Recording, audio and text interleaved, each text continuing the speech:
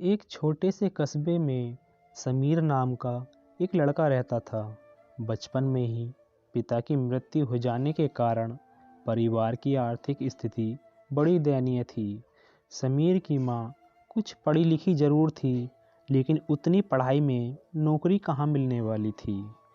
तो वह घर घर बर्तन मांज कर और सिलाई बुनाई का काम करके किसी तरह अपने बच्चे को पढ़ा लिखा रही थी। समीर स्वभाव से थोड़ा शर्मीला था और अक्सर चुपचाप बैठा रहता था। एक दिन जब वो स्कूल से लौटा तो उसके हाथ में एक लिफाफा था। उसने माँ को लिफाफा पकड़ाते हुए कहा, माँ, मास्टर साहब ने तुम्हारे लिए ये चिट्ठी भेजी है, ज़रा देखो तो इसमें क्या लिखा है। माँ ने मन ही मन में चिट्ठी पढ़ी और मुस्कुराकर बोली, बेटा, इसमें लिखा है कि आपका बेटा काफ़ी होशियार है। इस स्कूल के बाकी बच्चों की तुलना में इसका दिमाग बहुत तेज है और हमारे पास इसे पढ़ाने लायक शिक्षक नहीं हैं, इसलिए कल से आप इसे किसी और स्कूल में भेजें।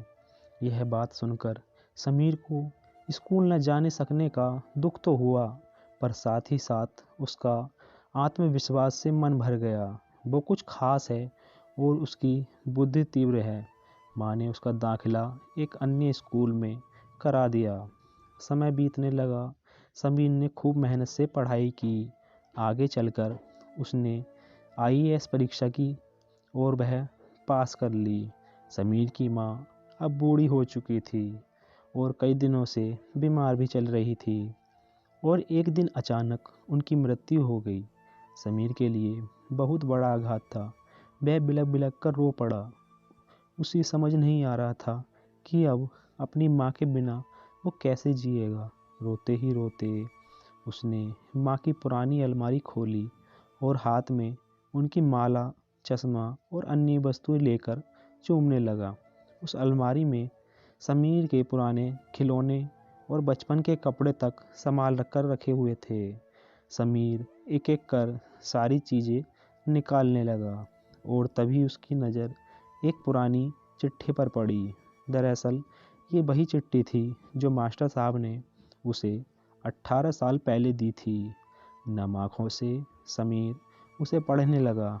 आदरणीय अभिभावक, आपको बताते हुए हमें अफसोस हो रहा है कि आपका बेटा समीर पढ़ाई में बेहद कमज़ोर है और खेल कूद में भी भाग नहीं लेता है। जान पड़ता है कि उम्र के हिसाब से समीर की बुद्धि विकसित नहीं हो पाई है, अतः हम इसे अपने विद्यालय में पढ़ाने में असमर्थ हैं। आपसे निवेदन है कि समीर का दाखिला किसी मंदबुद्धि विद्यालय में कराएं या खुद पर रखकर इसे पढ़ाएं। समीर जानता था कि भले अब उसकी माँ इस दुनिया में नहीं रही, पर वो जहाँ भी रहे उनकी ममता, उनका आशीर्वाद सदा उस पर बना रहेगा। भगवान सभी जगह नहीं हो सकते, इसलिए उसने माँ बनाई। माँ जैसा कोई नहीं हो सकता।